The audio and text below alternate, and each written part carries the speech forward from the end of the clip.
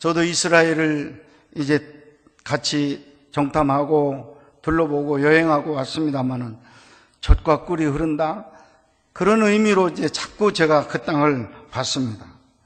그랬는데 그 땅에는 하늘로부터 비가 내리고 이슬이 자주 내립니다. 그래서 땅에 초장이 풍성하게 생깁니다.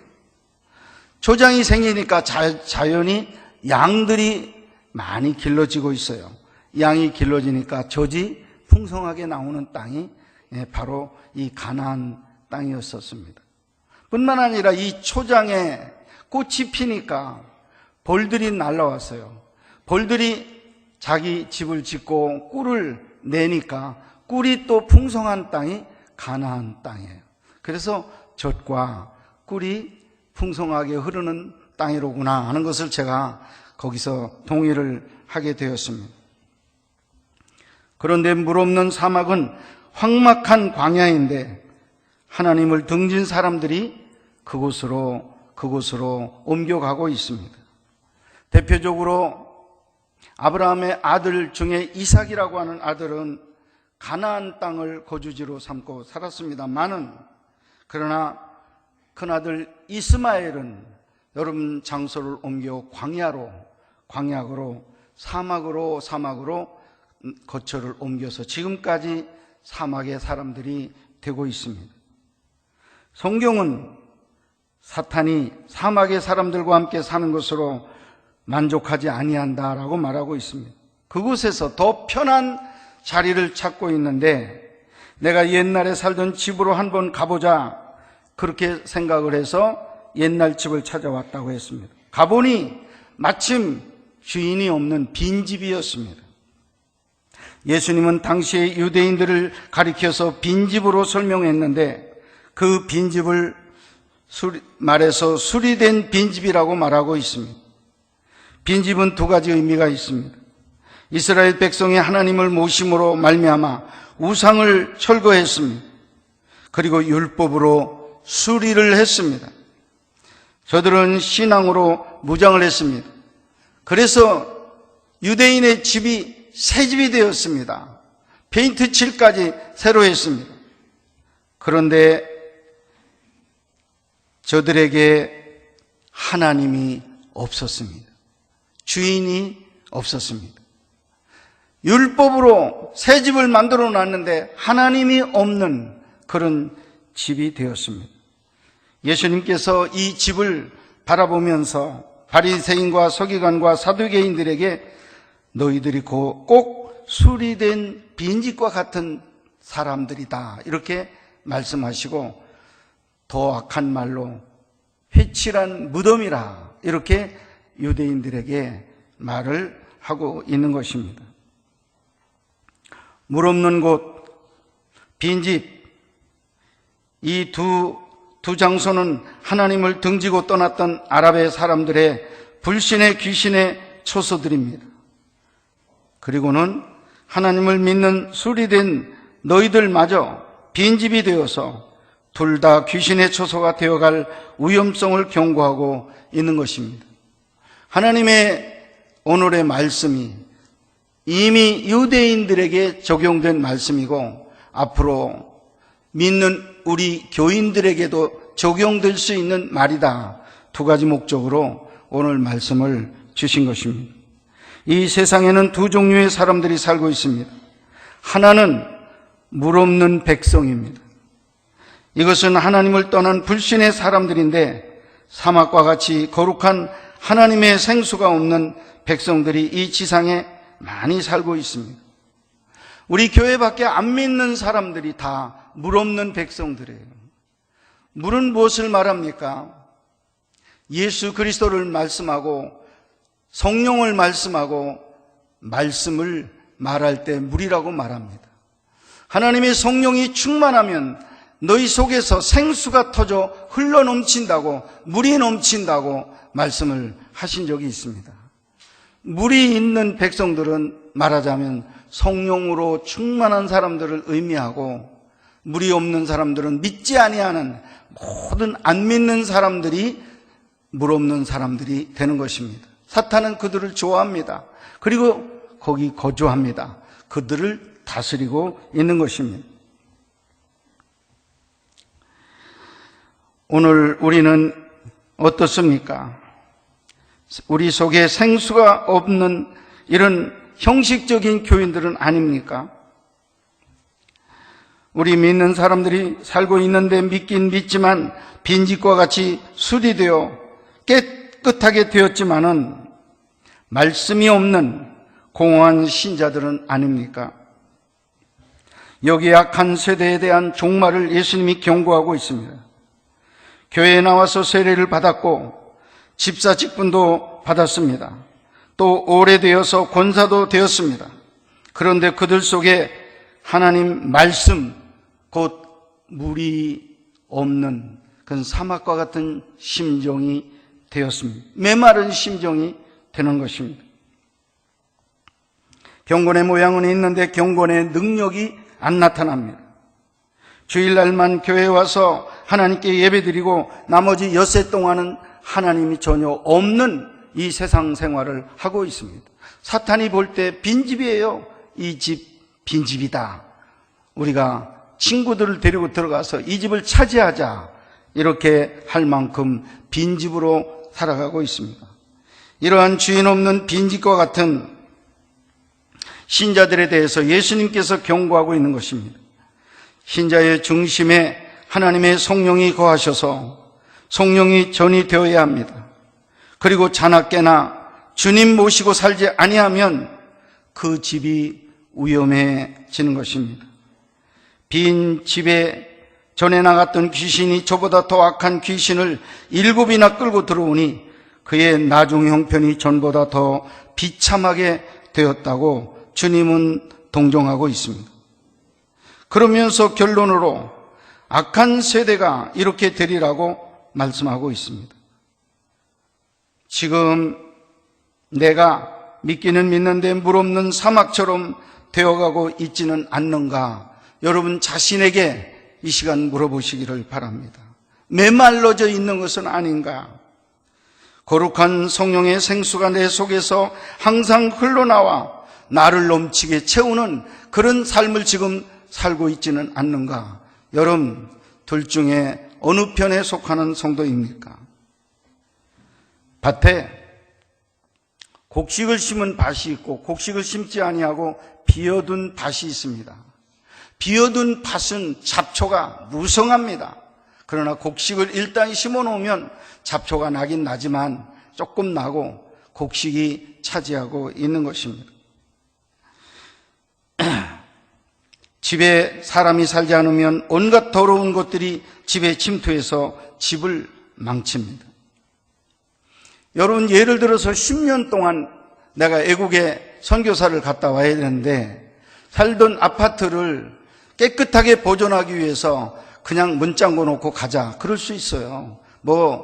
새해 놓으면 골치 아프니까 그대로 비워두자. 또 하나는 이 빈집을 그대로 둘 수가 없다. 그래도 전세라도 놔야지, 세라도 놔야지 해서 열쇠를 주고 그 집을 사용하게 하는 수가 있을 겁니다. 어느 집이 더 집같이 보존될까요? 여러분 다 경험 있으시죠? 사람이 살아야 집같이 보존이 되는 것입니다. 늘 윤택하게 되고 깨끗하고 그리고 방 안이 질서 있게 유지돼요. 그런데 잘 지켜질 거라고 문 잠궈 놓고 간 그 집은 사람의 운김이 들어가지 않아요. 사람이 그 안에 들어가서 움직이면서 거기 활동을 해서 나오는 열이 있습니다. 그래서 곰팡이가 끼지 않아요. 그런데 사람이 없으면 곰팡이가 끼기 시작합니다. 그리고 천정 대배 장판이 떨어져 나가고 일어나고 해가지고 집이 부서지고 엉망이 되는 것이, 사람이 없는 집이 이런 경우를 만나는 것입니다. 사람이 없으면 지저분해지고 더러워집니다. 그러나 사람이 주인으로 살면 그 집은 깨끗하게 아름답게 그렇게 유지가 될 수가 있다 하는 것입니다. 그러므로 우리는 빈집 신자가 되어서는 안 될 것입니다.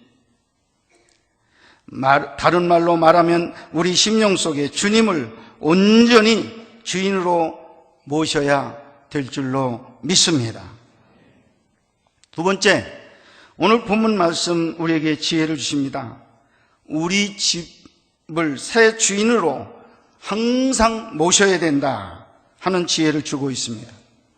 갈라디아서 2장 20절, 내가 그리스도와 함께 십자가에 못 박혔나니 그런즉 이제는 내가 산 것이 아니요 오직 내 안에 그리스도께서 사신 것이라, 이런 말씀을 주셨습니다. 그리스도가 나의 새 주인이 되었다는 것입니다. 새 주인을 모셨으면 주인의 뜻대로 살아야만 새 주인 모신 의미가 있는 것입니다.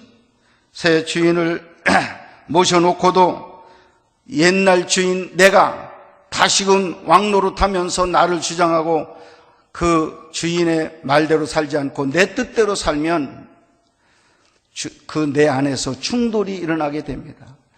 옛날 주인 나와 새 주인 예수님께서 싸우시는 거예요. 성령의 소욕이 예수님의 소욕, 예수님의 뜻이에요. 그렇게 살자고 나를 이끌어갑니다. 그러나 내 안에 옛 주인인 내가 반기를 일어나요. 그러면 손해봅니다. 내 식대로 하겠습니다. 예수님 뒤로 물러가세요. 내 방법이 있습니다 하고 이게 내 안에서 싸울 때 분쟁이 내 안에서 일어나게 됩니다. 성령의 소욕을 따르면 평화가 임하고 희락이 임한다고 말했고, 육신의 소욕을 따르면 사망이 임한다라고 말씀하고 있습니다. 여러분, 내가 주인이 없이 빈집으로 놔두면 귀신이 재침할 염려가 있는 것입니다. 7 귀신이 더 들어올 수도 있습니다. 마귀가 나를 점령하는 동안 내가 더러워집니다. 그런데 주님께서 우리 안에 거하시면 집이 깨끗해지고 아름다워지고 생명이 약동하는 그런 집이 되는 것입니다. 사랑하는 여러분, 모두가 주님을 주인으로 모신 집으로서의 생명의 역사가 함께 하시기를 간절히 축원합니다. 유명한 문학가 오스카 와일드라는 사람의 단편 문학집에 이런 글이 있습니다. 재미가 있습니다. 예수님이 거리를 지나가는데 거의 폐인처럼 된 청년이 길거리에서 술 취해서 고성을 지르고 있습니다. 고성방가하고 있습니다. 그래서 예수님께서 그 청년에게 다가가서 물었습니다. 왜 이렇게 사십니까? 물었는데 그 청년은 대답했습니다. 당신이 내가 절름발이일 때 나를 고쳐주었는데 어떻게 사는지를 몰라 이렇게 살고 있어 하고 대답을 했습니다. 또 길거리를 지나가다가 길거리에서 방황하는 남자를 찾는 한 여인을 만났습니다. 여인이요, 왜 이렇게 삽니까? 하고 물었더니 나는 한때 귀신 들려 미쳐 살았는데 예수님이 나를 고쳐주셨소. 그런데 나는 더 이상 고독하여 살 수가 없기 때문에 다시 창녀 생활을 시작했어. 이렇게 말을 하더랍니다. 그 후에 예수님이 또 길거리로 지나가는데 한 불량자가 이웃과 싸우고 있었습니다.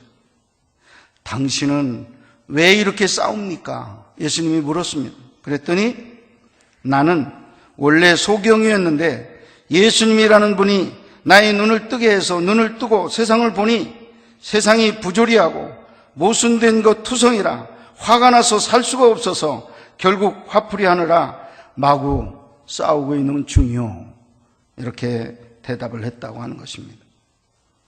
여러분, 오스카 와일드의 이 의도가 무엇입니까? 기독교인으로서 구원은 받았는데 주님의 뜻대로 살지 않는 사람들에 대해서 풍자를 해서 이런 글을 만들었다고 하는 것입니다. 바로 이 자리에 앉아있는 저와 여러분을 풍자한 내용입니다. 구원을 받았는데, 하나님을 왕으로 세웠는데, 예수님을 내 왕으로 세웠는데 삶의 현장에서 보면 다 내 뜻이요, 내 마음대로, 내 뜻대로 내 생각대로, 내 판단되는 대로 말하고 행동하고 싸우고 그렇게 우리가 지금 살아가고 있습니다. 주님의 뜻이라고요? 아닙니다. 주님은 온유하시고 겸손하신 분이십니다. 우리의 삶을 오스카 와일드가 이렇게 비유했다는 걸 여러분 기억하시기를 바랍니다. 우리가 예수를 믿었습니까? 그렇다고 한다면 예수님의 뜻대로 살아야 합니다. 나쁜 과거를 청산하는 것만으로는 부족합니다. 우리는 그리스도의 말씀을 따라 살아야 될 줄 믿습니다. 말씀을 묵상하고 열심히 기도하고 선한 일에 열심하는 성도가 바로 복 있는 사람입니다. 시편 1편 1절 2절에 보면 복 있는 사람은 악인의 꾀를 쫓지 아니하며 죄인의 길에 서지 아니하며 오만한 자의 자리에 앉지 아니하고 오직 여호와의 율법을 즐거워하여 그 율법을 주야로 묵상하는 자로다 말씀하고 있습니다. 셋째, 오늘 말씀이 우리에게 주는 교훈, 우리는 열심히 빈집을 찾아내야 된다 하는 말씀을 우리에게 주시고 있습니다. 우리는 한 가지를 알아야 됩니다. 우리의 어린 자녀들을 청소년 때 잘 길러야 합니다. 깨끗한 그릇이었을 때 바른 것을 집어넣어줘야 됩니다. 청소년 때 심령 속에 뭐가 들어가느냐에 따라서 그 사람의 인생이 달라집니다. 무엇이 많이 들어갈까요? 양으로 보면 인터넷을 통해서 잡기가 많이 들어갑니다. 얼마나 아이들이 컴퓨터를 많이 합니까? 아빠 엄마 보는 데서도 하지만 안 보는 데서 인터넷을 들어가지고 보고 듣는 게 뭡니까? 여러 가지 음란한 마귀의 역사들을 많이 보고 내 안에 지금 거기 차곡차곡 지금 채우고 있습니다. 어떻게 하면 사람들을 사기쳐서 내가 돈을 벌을까? 어떻게 하면 남을 못 살게 굴까? 어떻게 하면 다른 사람들에게 피해를 주며 내가 이익을 볼까 하는 이런 이야기들 인터넷을 통해서 다 정보라고 얻어가지고 내 안에 지금 채우고 있어요. 그러면 이 인생은 내게 채워진 그대로 이끌림을 또 받을 것입니다. 여러분, 공부하라고 우리가 강조합니다. 그러나 공부보다 더 중요한 것이 있습니다. 그 속에 먼저 말씀이 들어가야 될 줄 믿습니다. 청소년들의 마음의 집 속에 하나님의 말씀을, 하나님의 은혜를, 성령의 충만함이 먼저 거할 수 있도록 우리 부모님들이 최선을 다해야 될 것입니다. 지금 이 시대는 청년들이 빈지처럼 되어가고 있습니다. 참으로 심각한 문제입니다. 한 사람의 빈집 속에 들어가는 악한 7 귀신은 가정을 파괴합니다. 사회 전체를 파멸에 이르게 합니다. 요즘 얼마나 청소년들에게 악한 일들이 지금, 무서운 일들이 지금 벌어지고 있습니까? 왜? 먼저 채워진 이 컴퓨터를 통해서 얻은 이 세상의 음란한 귀신, 악한 귀신, 이런 귀신으로 채워져서 그것에 이끌림을 받아 나도 모르게 지금 일을 저지르는 게 깜짝깜짝 놀랄 일을 지금 하고 있는 것입니다. 그러므로 내 주변에 있는 청소년이나 형제들에게 복음을 전하는 것은 민족과 나라를 살리는 위대한 일이 된다고 하는 것을 믿으시기를 바랍니다. 우리 교회 학교 선생님들에게 책임이 있습니다. 아이들의 빈 심령에 예수님으로 주인을 삼게 하고 말씀으로 채워지게 하고 성령님으로 충만하게 할 책임이 있습니다. 그래서 우리 부모님들은 교회를 믿습니다. 교회 학교만 보내놓으면 다 되는 줄로 알고 있어요. 그런데 여러분, 우리가 꼭 알아야 될 것은 내 아이들 최종적인 이 교육의 책임은 선생님이 아니라 부모라는 것을 여러분 꼭 기억하시기를 바랍니다.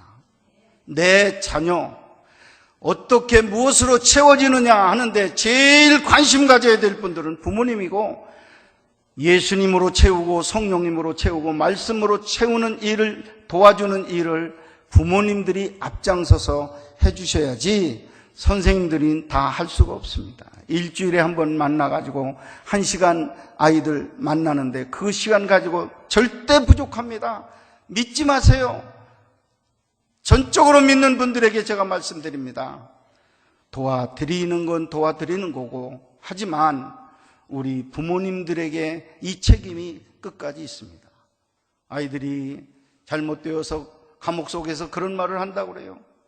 엄마는 왜 나를 이렇게 되도록 놔뒀느냐고, 아빠는 이제까지 뭐 했느냐고 나를 이렇게 감옥 생활을 하게 만들었느냐고. 이런 원망소리 안 들으시려면, 여러분 그 책임을 부모님이 안 지시려면 여러분 일찍이 아이들에게 관심을 가지시고 아이들에게 기독교 교육을 시켜야 됩니다. 하나님의 말씀을 넣어줘야 됩니다. 하나님의 말씀으로 살아갈 수 있도록 권면하고 항상 점검하고 이끌어주는 믿음의 부모들이 되시기를 주의 이름으로 축원합니다. 여러분의 자녀들을 하나님께 맡기십시오. 말씀에 의지하십시오. 그래서 저들 심령 속에 말씀으로 채워야 됩니다. 지금 우리에게 가장 시급하게 일어나야 할 운동이 뭡니까? 말씀 운동, 복음 운동입니다. 이것은 민족도 살리고 역사를 살리고 내 가정을 살리고 내가 사는 운동입니다. 내 속에 살아있는 거룩한 하나님의 말씀으로 채우고 남에게 복음을 전할 때 나도 살고 남도 살릴 수가 있습니다. 남에게 복음을 주지 아니하고 한가하게 믿는 사람들, 입 다물고 믿는 사람들, 적당히 믿는 사람들에게는 무서운 귀신이 침투할지 모릅니다. 그러므로 정신을 차리고 내게 있는 복음을 열심히 남에게 전파하는 여러분들 될 수 있기를 간절히 바랍니다.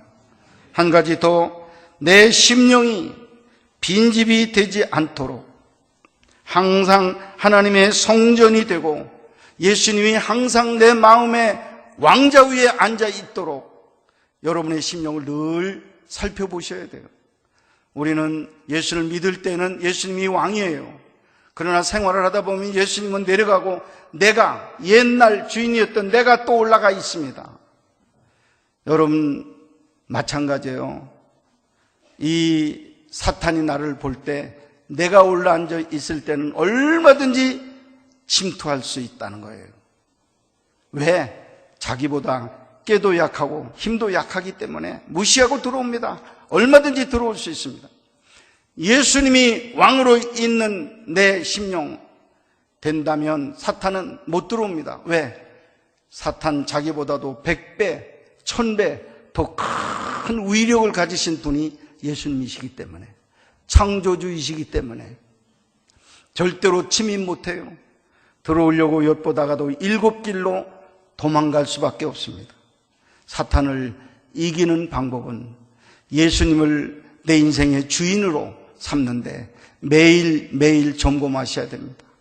매 순간마다 예수님이 내 인생의 왕인가, 나와 내 입술과 내 삶을 지금 주장하고 있는가, 여러분들 살피시면서 내 인생의 왕 예수님을 항상 모시는 여러분 될 수 있기를 주님의 이름으로 축복합니다.